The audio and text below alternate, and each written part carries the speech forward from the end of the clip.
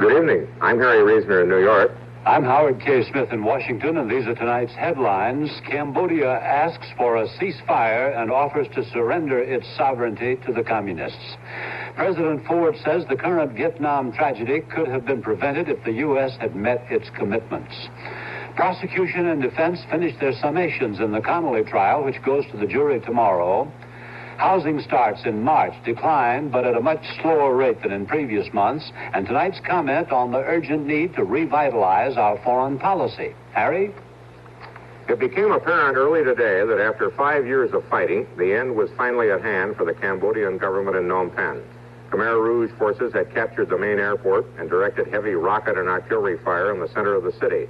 Troops advanced to within about 1,000 yards of the abandoned U.S. embassy. Then the Cambodian leaders handed a note to the Red Cross delegation at the Royal Phnom Penh Hotel and asked that it be transmitted to the titular head of the rebels, Cambodian Prince Norodom Sihanouk. The note asked for a ceasefire and made proposals for the transfer of power to a new government. In short, Phnom Penh had offered to surrender. But some hours later, word came from Sihanouk's exiled government in Peking that the offer was unacceptable. Sihanouk said the Cambodian leaders should immediately leave Phnom Penh because they had earned only the right to be hanged. And for the moment, at least, the fighting goes on. In rejecting the proposals of the Cambodian government, Prince Sihanouk may not have had any options. ABC diplomatic correspondent Ted Koppel reports why. During the days when he still reigned supreme as the head of Cambodia's royal family, Prince Norodom Sihanouk was regarded by the bulk of his people as a living god. Outsiders, who saw him write, direct, produce, and star in a series of B-grade movies, viewed him somewhat less reverently. But during the past 5 years of his political exile in Peking, Prince Sihanouk has shown himself to be a more skillful actor than his film critics might have believed. Always an avowed neutralist and a bitter enemy of the Khmer Rouge, Sihanouk secretly slipped into Cambodia 2 years ago to be photographed embracing the very man he had once sentenced to prison, the commander of Khmer Rouge forces, Khieu Samphan. For all the comradely embrace, it has been principally an alliance of convenience. Sihanouk has served as a frontman for the Khmer Rouge, and in that capacity he has traveled to communist capitals as head of the government in exile. He has harbored no illusions, however, about his real power, as he told ABC's Lou Chiaffi in 1973. I wanted to be just a figurehead once the whole of Cambodia is liberated. So I prefer to avoid any involvement of myself into the government affairs of Cambodia. Sihanouk, in short, lacks the authority to order a transfer of power or a ceasefire. He may yet return to Cambodia as the titular head of a united national front, but control of the government will be held by his former enemies, whose hard line will overshadow Sihanouk's neutrality and any real hope for a negotiated compromise. This is Ted Koppel, ABC News, Washington. On Capitol Hill, both supporters and opponents of military aid for Indochina called Cambodia's expected fall to the communists a tragedy. But they said they felt that Congress had done about all it could in the situation. Word of the Cambodian government's surrender offer reached President Ford as he was about to address a meeting of the American Society of Newspaper Editors in Washington. ABC White House correspondent Steve Bell has that story. With obvious caution, President Ford would say only that the U.S. is willing to help any way it can, although it's not now directly involved in Cambodia negotiations. But the surprise emphasis of his remarks was a return to his hard-line assessment of U.S. blame for what's gone wrong in Vietnam. Here, Mr. Ford said he assumed the Soviets and Chinese, like the U.S., had promised their allies continued military aid after the Paris Agreement. It appears that they have maintained that commitment. Unfortunately, the United States did not carry out its commitment in the supplying of military hardware and economic aid to South Vietnam. I wish we had. I think if we had, this present tragic situation in South Vietnam would not have occurred. And now we're faced with this human tragedy that it just makes me sick every day I hear about it, read about it, and see it. The president did talk about the need for unity at home and cooperation with Congress in foreign affairs. But in fact, the Vietnam assessment put the blame foursquare back on the shoulders of Congress. And he said there is still time for the South Vietnamese to stabilize the military situation if more aid is given. In sum, the president seemed to be further emphasizing his acceptance of the Kissinger view that he must appear publicly, at least, to go down fighting on the aid issue as a matter of international credibility. Steve Bell, ABC News, the White House. This is Sam Donaldson on Capitol Hill. General Wyan, the Army Chief of Staff, told the Senate Appropriations Committee today that the North Vietnamese drive had slowed because of a stiffening of South Vietnamese resistance. And later, the Assistant Democratic Leader in the Senate, Robert Byrd, said he was reversing his position and would now vote for some more military aid for Saigon. When I took the position that $700 million was enough, the North Vietnamese were in the South Vietnamese were still holding the coastal cities and the Central Highlands. But once they retreated and abandoned the equipment, I took the position that $700 million was still enough. And that as long as the South Vietnamese didn't show the will to fight, no additional money would help. But they are now showing stiff resistance. So that circumstance has changed. And then, too, I think American citizens are in danger there. That's a situation that we didn't foresee 3 weeks ago. Byrd's worry about Americans were echoed late today in angry accusations against the administration by members of the Senate Foreign Relations Committee. Several senators said the administration was dragging its feet in the evacuation. One said the committee had been misled, that the administration had not removed several hundred Americans from Saigon yesterday, as its people had claimed. And the committee demanded that the White House provide an evacuation plan immediately that would remove all but 1,000 Americans within 2 weeks. Sam Donaldson, ABC News, Washington. In his speech today, President Ford said all non-essential personnel are now being phased out of Vietnam, but he declined to say how many would remain and face the possibility of a last-minute emergency evacuation.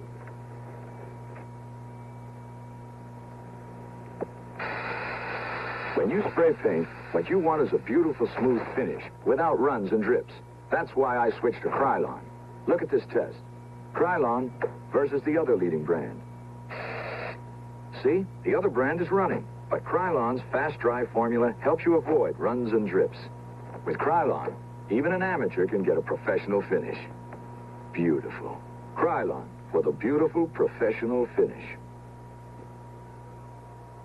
Cafe Willie. Oh, I got it today. Heartburn or acid indigestion. Here, spoon it away. Ah, listen to me. Chew it away. Forgive me. Why don't you just wash it away? What? Try New Alka-Seltzer Gold. You drink New Alka-Seltzer Gold so it neutralizes excess acid fast and helps wash it away. Looks like you washed it away. You washed it away. I told you the boss was right. Alka-Seltzer Gold washes excess acid away. While the argument about evacuating Americans from Vietnam is going on in Washington, Americans in Vietnam are continuing to leave. But those trying to bring Vietnamese wives or families with them face a more complicated situation, as ABC's Jim Bennett reports. For those few Americans who are managing to get out of South Vietnam with their Vietnamese families, the worry has ended. Yet even as they go through the formalities at Tan Son Nhut Airport, they are fearful of some last-minute hitch that will prevent their departure. Nevertheless, they are the lucky ones. The scene is not quite the same outside the U.S. Embassy in Saigon. Every morning at 8 o'clock, long queues form, American husbands with Vietnamese wives or girlfriends. 2 weeks ago, the embassy estimated there were about 6,000 Americans in this category. To date, they have processed more than 2,000 applications, and the numbers yet to be processed have not diminished. U.S. consul personnel are working around the clock. They are not probing too closely into whether a man asking for an entry visa into the U.S. for his wife is actually married to the lady. It does not seem to be a question of morality, but a question of time. Most claim their trouble was not with the American embassy, but with money-hungry South Vietnamese immigration officials. Vietnamese embassy wants, they want a bribe to do just about every piece of paperwork that comes through there. And if it's far down the list, you can bribe them to bring it up closer to the top of the list, you know. I think think that there may be a little favoritism shown in many areas. You mean that if you offer a bribe to get your name further up the list, they'll take it? Well, let's not call it a bribe. Let's say a tip.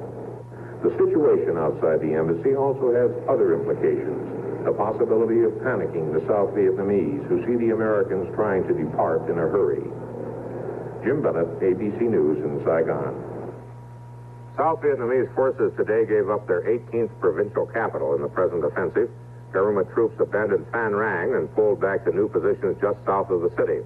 As Quan Loc, about 40 miles northeast of Saigon, the fighting continues heavy, and government troops today were reportedly forced to give up some ground. We have a report on the fighting around Quan Loc from ABC's Jerry King. This battle for Swan Loc, only 40 miles from Saigon, is being seen as the key to the fate of Saigon itself. The South Vietnamese Air Force at nearby Bien Hoa flew some missions over Highway 1, bombing enemy positions, presumably to prepare the way for a South Vietnamese counterattack to break the week-old stalemate here. Instead, some South Vietnamese Ranger units pulled back after their forward position had come under heavy shelling. Within minutes of their withdrawal, North Vietnamese artillery opened up on this whole area.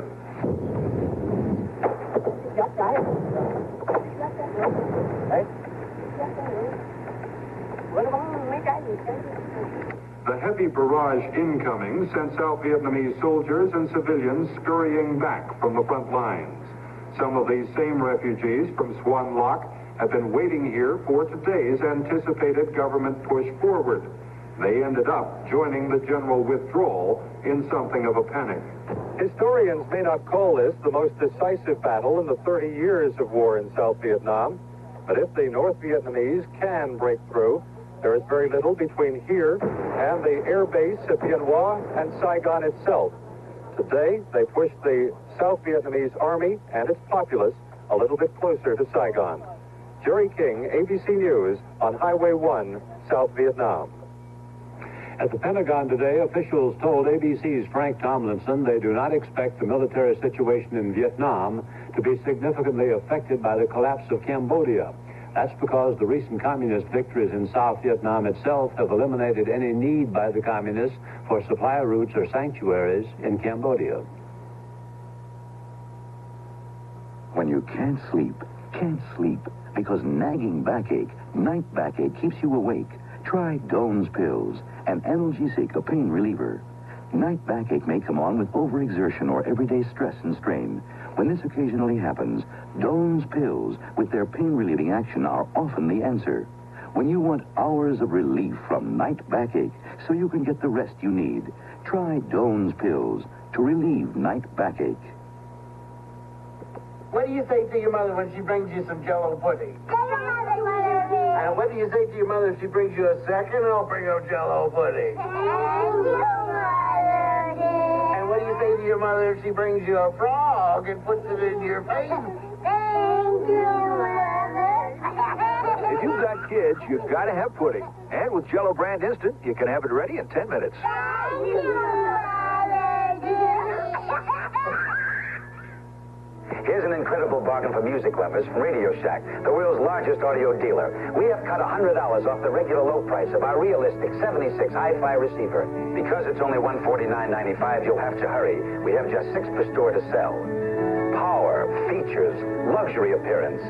The sale price realistic 76 hi-fi receiver has got it all. And there's only one place you can find it, Radio Shack.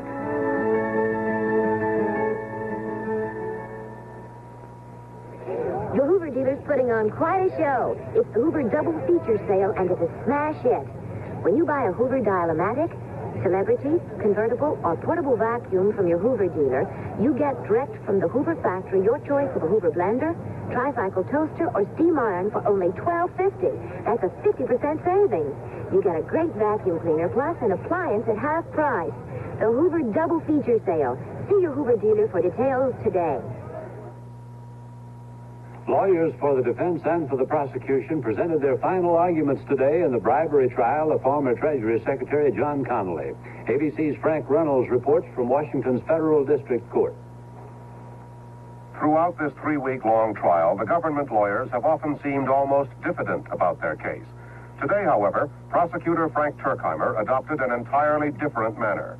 Charging that Connolly lied to a grand jury and now claims he misunderstood the question, Turkheimer shouted, "This man who tells you about his important speeches, his meetings with the President of France, his defense is that he can't understand English." Turkheimer defended the government's chief witness, Jake Jacobson, and said while there is no direct evidence to support his story, payoffs to public officials are never made out in the open, in front of cameras. He insisted there is enough circumstantial evidence to warrant a guilty verdict. This afternoon, Connolly's lawyer, Edward Bennett Williams, famous for his courtroom skills, descended on the jury like a Kansas tornado. He devoted almost all of his more than 2-hour summation to a denunciation of Jacobson. Jacobson, according to Williams, is a swindler, perjurer, embezzler, a scoundrel who cut a cynical deal for himself to avoid punishment for his own misdeeds. Williams charged that Jacobson, instead of giving milk money to Connolly, kept it for himself and used it to pay his debts. Defending Connolly as a man of impeccable reputation, he pointed his finger at him and asked, "Is he some captain of crime that the prosecutors had to make a deal with a scoundrel in order to get him?" Tomorrow, the case goes to the jury. Frank Reynolds, ABC News, Washington. The Supreme Court ruled today that states may permit some violations of national air quality standards so long as overall compliance is involved. The court said in certain circumstances, states can give industries temporary exemptions. I don't know why, but like most kids their age, these girls always worry about their figures. No need to tell them to exercise or to drink grapefruit juice. They know it's good for them. We just mix some from frozen concentrate. It's 100% pure and so delicious. Gives you the vitamin C you need, plus other vitamins and minerals the natural way, without a lot of calories. For grapefruit juice at its best, see that it says Florida. There's nothing like it if you want to stay in shape. I'm Walt Garrison. And you know there's times when a guy just can't smoke. And that's when I'm glad I've got Skoal. It's smokeless tobacco. Gives you real tobacco pleasure, but you don't light up. You just take a pinch and put it between your cheek and gum. And it sure feels relaxing in there. And man, I need something to help me relax. For tobacco pleasure without smoking, millions of guys use Skoal, Copenhagen, and Happy Days. The Lebanese government today announced a ceasefire between Palestinian guerrillas and right-wing Lebanese. But 2 hours later, scattered fighting was still heard. ABC's Bill Zimmerman files this report, which was filmed just before the ceasefire was announced. For 3 days and nights, many of the streets of Beirut were front lines for a kind of urban guerrilla warfare between members of the right-wing Christian Phalangist Party and left-wing Muslim Palestinian commandos.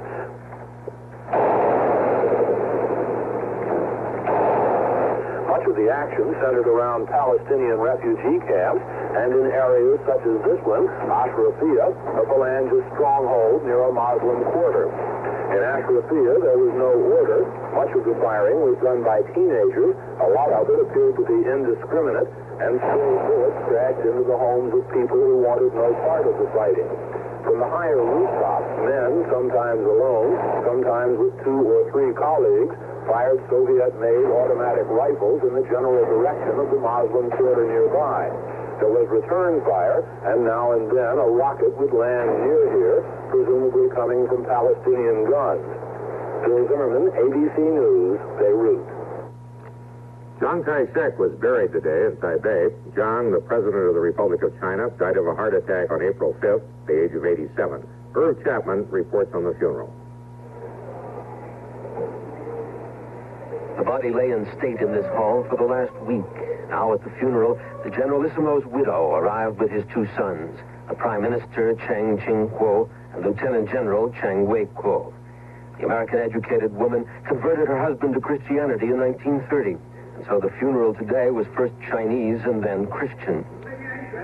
The widow trying to maintain composure as the coffin was closed for the last time. In the front row were representatives of some 20 foreign governments, no others of the stature of the Vice President of the United States, Nelson Rockefeller. The pallbearers installed the coffin into the hearse, specially designed and built, bedecked with flowers.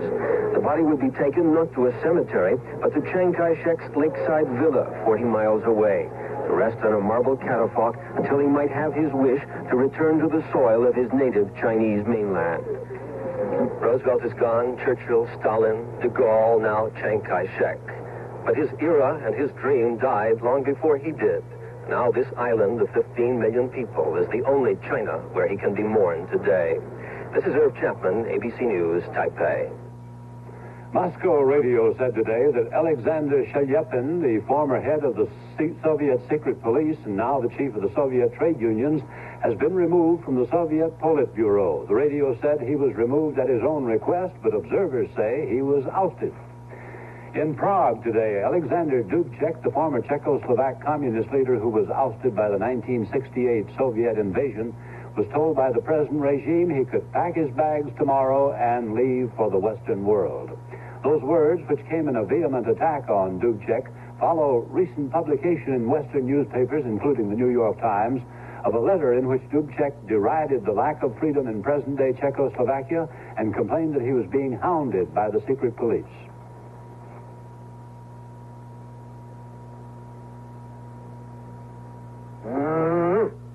When your family's having steak, you want to make every bite count. That's why we use A1 steak sauce. A1 brings out all the deep-down juicy goodness of every single bite of steak or even hamburger.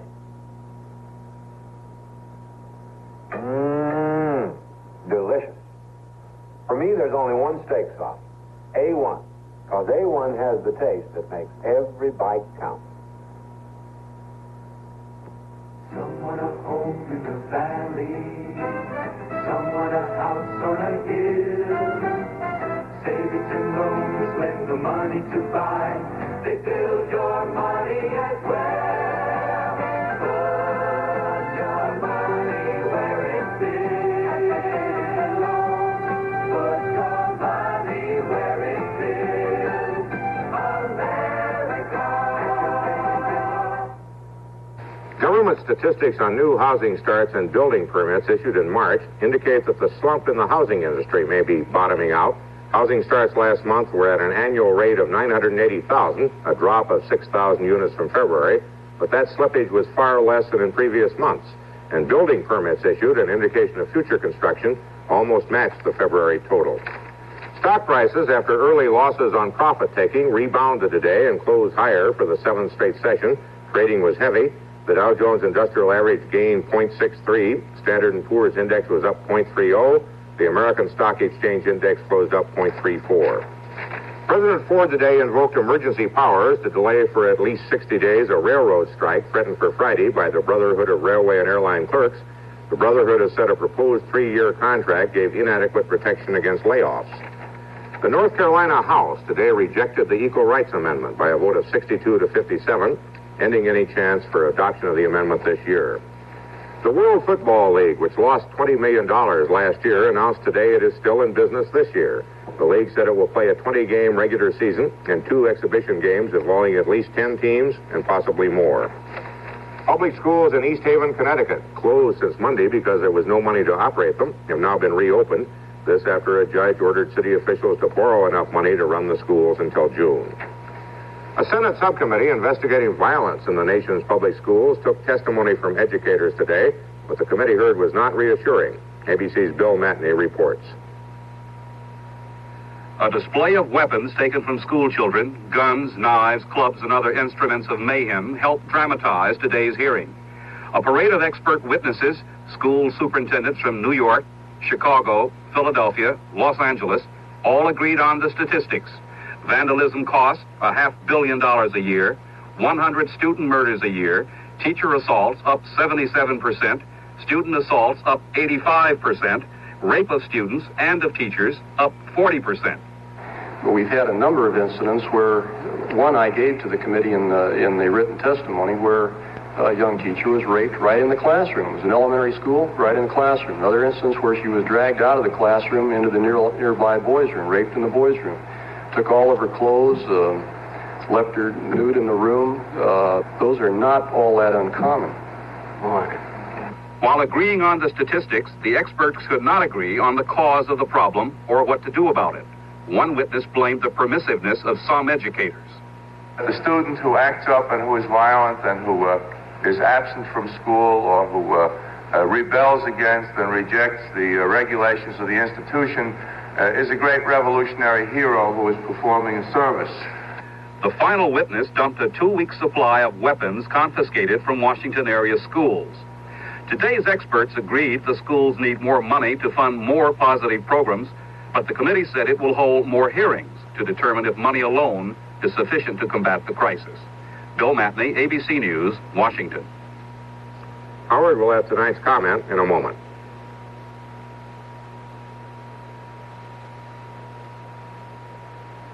We offered Spread Satin customers another brand of paint. Listen. No, thanks. You couldn't give it to me. You really couldn't. I'd take it home, but I wouldn't use it. No, I wouldn't do that. I'm not going to switch. I'm going to stick with Glidden and the Spread Satin. Nah, I've never found another brand I could like. I never have. I would never use anything but Glidden Spread Satin. What am I going to do with another brand? Paint my basement? Glidden Spread Satin, a paint you can be loyal to. This may challenge what you believe about pain relievers. Laboratory studies compared 2 tablet doses of Bufferin, Bayer, and Anacin. On the average, in 10 minutes, Bufferin put 3 grains in the bloodstream, Bayer and Anacin less than 2.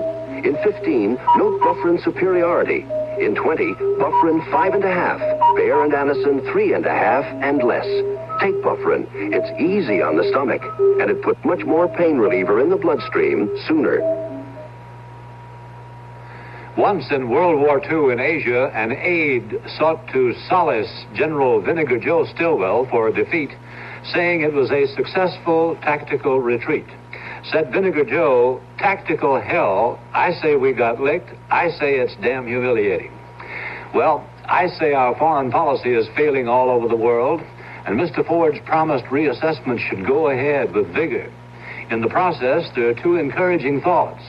One, declining nations usually decline because they lose their sources of power, as Britain lost its empire. Well, our sources of power, abundant raw materials, fuels, skills, are intact. They just haven't been used well lately. Second, there's a hopeful precedent. Americans under 30 years of age can't imagine our dismay when we came home from World War II only to watch the free world collapse behind us and the communist reach seem unstoppable. Under a president rather less popular then than ours now, we reassessed fast and hard. We broke drastically with our past, proclaimed the Truman Doctrine, launched the Marshall Plan, created NATO, and stabilized the world and gave it one of the best quarter centuries ever. Well, we may need just such a wrenching change now. Find and root out the causes of error mercilessly. Be ready to change every fixed attitude if we have to. The trick may be to change without throwing out the baby with the bathwater. Much of our present policy is right, just poorly applied. I'm sure we can do it because I saw us do it in harder times. Harry? Thank you, Howard. That's tonight's news and a comment. I'm Harry Reasoner. Good night.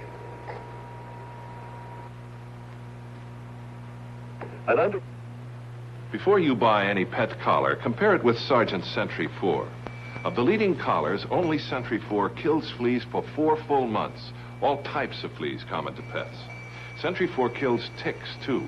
Even works against Rocky Mountain spotted fever ticks. And Sentry 4 costs only $2.49. So read the packages carefully, front and back. Compare protection. Compare price. You'll get Sergeant Sentry 4 collars. Ed Sawyer for the Paneling Center. When your walls start falling down, your living room looking like old Shanty Town, it's time for you to head on down to the Paneling Center. Got every kind of color and every kind of price. Show you how to do it and we'll treat you nice at the Paneling